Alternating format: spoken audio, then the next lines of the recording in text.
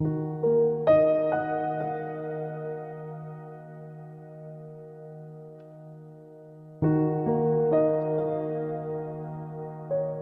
हैं कि किताबों में इतनी ताकत होती है कि वो किसी की जिंदगी को चंद पन्नों में कैद कर सकती है। पर कहानी आज एक ऐसी लड़की की जिसकी जिंदगी तो छोटी सी थी, लेकिन जिसकी डायरी ने पूरी दुनिया को रुला दिया। आज कहानी एना फ्रैंक की। ये सर्दियों के दिन थे। जर्मनी के फ्रैंकफर्ट शहर में एक यहूदी परिवार रहता था। 12 जून सन 1929 में इस परिवार में एक बच्ची का जन्म हुआ। नाम था एनलीज मैरी फ्रैंक। माँ बाप उसे प्यार से एना बुलाते थे। कुछ साल बाद एना की एक छोटी बहन भी हुई। एना अपने माँ बाप और छोटी बहन के साथ एक बड़े से आलीशान घर में रहती थी। सब कुछ अच्छा चल रहा था, लेकिन तभी 1933 में देश में हिटलर सरकार आई और सब कुछ बदल गया। फ्रैंकफर्ट का मेयर भी नाजी पार्टी से संबंध रखता था। नाजी यहूदी विरोधी थे। एना के पिता ये अब समझ चुके थे कि जर्मनी में रहना अब उनके लिए खतरे से खाली नहीं, इसलिए वे जितना जल्दी हो सका भागकर नीदरलैंड चले गए और वहां की राजधानी एम्स्टर्डम में रहने लगे। एना तब 4 साल की थी।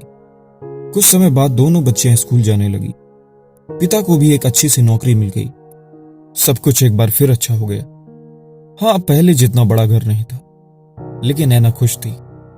कुछ साल यूं ही हंसते खेलते बीत गए और फिर 1939 में दूसरा विश्व युद्ध प्रारंभ हुआ। माँ बाप ये जानते थे कि वे एम्स्टर्डम में भी सुरक्षित नहीं, उन्हें ब्रिटेन या अमेरिका चले जाना चाहिए, लेकिन अब बहुत देर हो चुकी थी।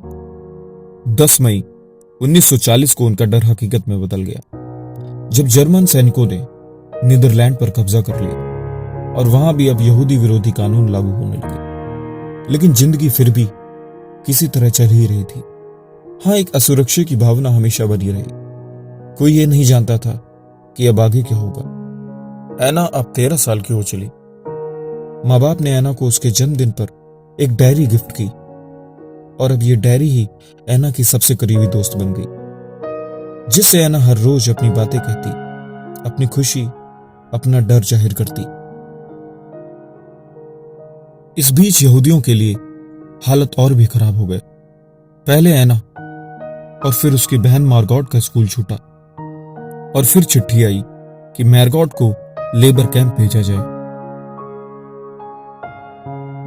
अब माँ बाप को बच्चियों को लेकर एक डर सताने लगा और वे करते भी क्या, वे कहीं भागकर भी नहीं जा सकते थे। एना ये सब देखकर अपनी डायरी में लिखती है कि छिप जाएं, कहां छिपेंगे, यहीं शहर में या किसी बाहर गांव में, किसी के घर में या किसी झोपड़ी में।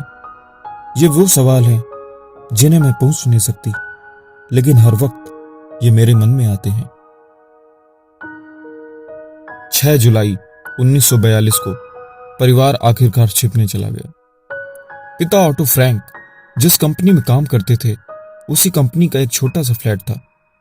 आने जाने की जगह में एक बड़ा सा बुक रैक रख दिया गया था ताकि दरवाजा पूरी तरह छिप जाए। कंपनी के कुछ दोस्तों ने उनकी मदद की। समय समय पर वे उन्हें कुछ खाने पीने के लिए लाकर देते।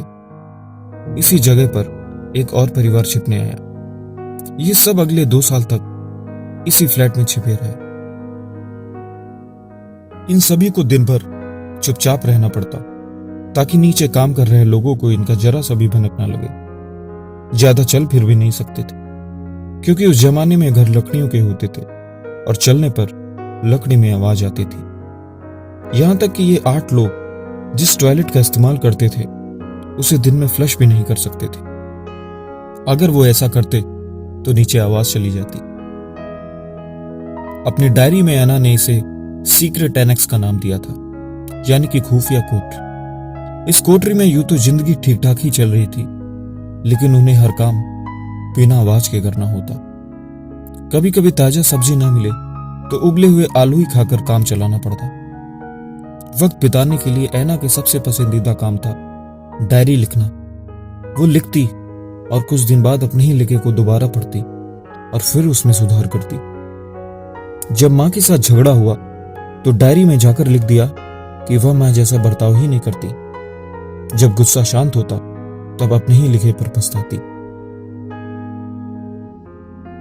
ऐना की इस डायरी में सिर्फ अपनी निजी जिंदगी का ही जिक्र नहीं किया, बल्कि इस डायरी की बदौलत ही आज हम जानते हैं कि वे लाखों यहूदी परिवार जो खुद को नाजियों से बचा रहे थे, उनके मन में उस वक्त क्या कुछ चल रहा था।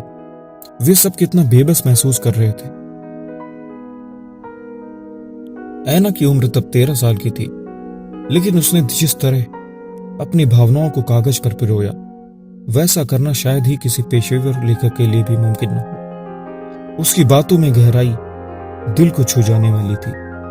उन बातों में मासूमियत भी थी और बड़प्पन भी, प्यार भी और गुस्सा भी, सपने हैं, निराशा भी। अपनी डायरी में ऐना ने एक जगह लिखा कि जो हुआ उसे बदला तो नहीं जा सकता, लेकिन उसे दोबारा होने से रोका जरूर जा सकता है।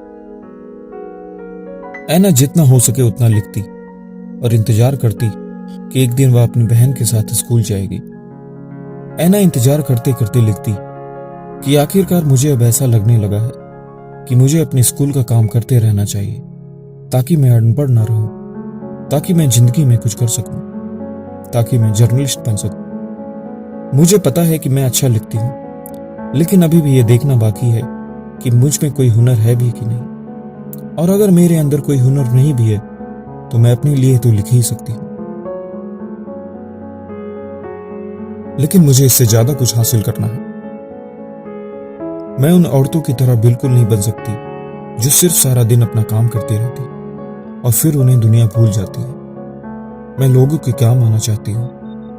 मैं मरने के बाद भी जीना चाहती हूं।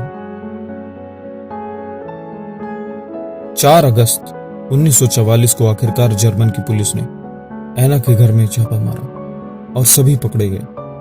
शायद किसी ने नाजियों को यह खबर दे दी थी कि वे सब यहां रहते हैं। 1 महीने बाद इन सभी को दूसरे यहूदियों के साथ एक मालगाड़ी में भरकर ऑश्वित्ज के यातना शिविर में भेज दिया गया। इस रेल में 1000 से भी ज्यादा यहूदी मौजूद थे।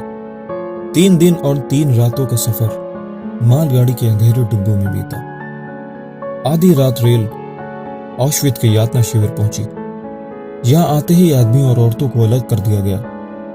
ऐना और उसकी बहन के साथ रही पिता परिवार से अलग हो गए। कैंप में लाए गए लोगों के साथ भेड़ बकरियों जैसा व्यवहार किया जाता। उन्हें आते ही उनके कपड़े उतरा दिए जाते, सिर के बाल भी काट दिए जाते और जानवरों की तरह ही इनके बदन पर नंबर वाला एक टैटू गोद दिया जाता। जो मजदूरी करने लायक थे उनसे काम कराया जाता। बच्चों पर कुछ साइंस एक्सपेरिमेंट किए जाते और जो कमजोर थे उन्हें गैस चेंबर में ले जाकर मार दिया जाता। जो लोग जिंदा होते थे वे दिन भर काम करते थे और रात में उन सभी को एक तंग कमरे में ठूस दिया जाता। ऐना भी दिन भर अपनी बहन के साथ पत्थर तोड़ती। वह अपनी हिम्मत को टूटने नहीं देती, लेकिन जब वह दूसरे बच्चों को गैस चेंबर में जाते देखती तो अपने आंसू को रोक नहीं पाती। कुछ दिन बाद दोनों बहनों को एक दूसरे यातना शिविर में भेज दिया गया। सर्दी के कारण वहां पर टाइफाइड फैल गया, जिसके कारण वहां 17,000 से भी ज्यादा यहूदियों की जान चली गई। आखिरकार अप्रैल 1945 में ब्रिटेन की सेना ने वहां से लोगों को छुड़वाया, लेकिन तब तक बहुत देर हो चुकी थी। ऐना और उसकी बहन मार्गोट टाइफाइड के कारण मारे गए। ब्रिटिश सेना के आने से 2-3 हफ्ते पहले ही ऐना और मार्गोट की जान चली गई। उधर मां की जान भी जा चुकी थी। सिर्फ पिता ही जिंदा बचे, लेकिन उन्हें अपने परिवार के बारे में कुछ भी पता नहीं था। 6 महीने पिता इधर उधर भटकते रहे और उन्हें मालूम पड़ा कि पत्नी और बेटी नहीं रही। जिस घर में ऐना अपने परिवार के साथ रहती थी, वो घर आज भी एम्स्टर्डम में मौजूद है। उसे लोग एने फ्रैंक हाउस के नाम से जानते हैं। इस घर में दुनिया भर से लाखों लोग आते हैं। वहां आज भी सब कुछ वैसा ही है। ऐना की डायरी आज भी वहां मौजूद है। वह मेज जहां ऐना बैठकर लिखती थी, वह भी वहां मौजूद है। आज वहां ऐना का एक मोम का पुतला बैठा दिया गया है, जिसे देखकर ऐसा लगता है कि मानो ऐना वहीं पर बैठी। घर से बाहर जाते हुए ऐना की एक मुस्कुराती हुई तस्वीर है, जिसे देखकर यहां आने वाले लोगों की आंखें भी नम हो जाती हैं। जब जर्मनी की पुलिस ऐना और उसके परिवार को उसके घर से ले जा रही थी, तब उसके पिता ऑटो फ्रैंक के एक दोस्त ने ऐना की डायरी को संभाल कर रख लिया। ऑटो फ्रैंक के यातना शिविर से लौटने पर उन्होंने ऐना की डायरी उन्हें दी। अपनी बेटी की लिखी हुई बातों को पढ़कर पिता भी हैरान थे। वे यह नहीं जानते थे कि उस बच्ची के मन में क्या कुछ चलता रहता था, लेकिन वे ऐना के लेखक बनने का सपना जरूर जानते थे।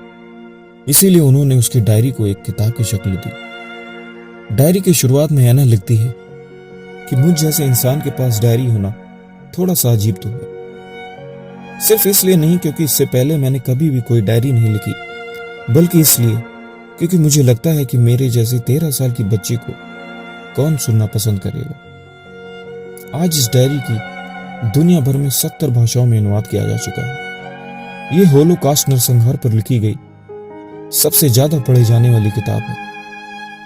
13 साल की इस बच्ची में इतनी गहराई थी कि पूरी दुनिया इसमें समा गई।